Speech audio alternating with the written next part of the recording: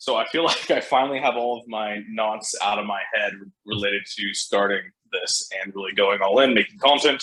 Mm-hmm. And I wanted to ask your opinion about sticking with the niche that I already picked, which was social anxiety, and you tentatively signed off on it because anxiety is kind of bloated as a niche.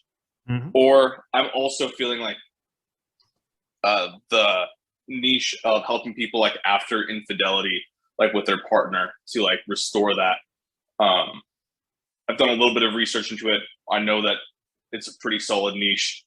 Do you recommend that I kind of restart the research and go all in on a better niche, or just stick with what I have right now for the next 60 days and see where I'm at? If it was me, I wouldn't have even bothered about anxiety, and I'd go for that infidelity one. You know why? Because no one has ever said anything to me in regards to niche hunting about infidelity. So already that, in my mind, that's blue ocean. Got it. I will do that.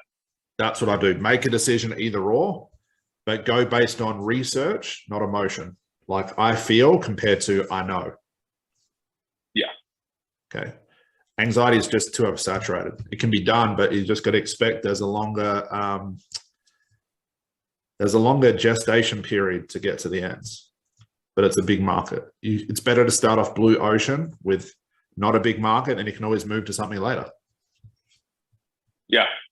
Cool. That helps. That's what I thought made sense, and it helps to have you verified as well. Blue ocean. Okay. Now, when you find that blue ocean, like anything, you've got to test it for 60 days. And that's where you've got to be like a psychopath and test the hell out of it. Got to do everything, because you don't want to make the mistake and people go, I tried a blue ocean niche. I tried it for 60 days, but only posted once on Facebook. It didn't work. Well, that's the problem, not the niche. So you've got to be very, very careful or very aware of the inputs that are going into it. Yeah. Hey, Scott.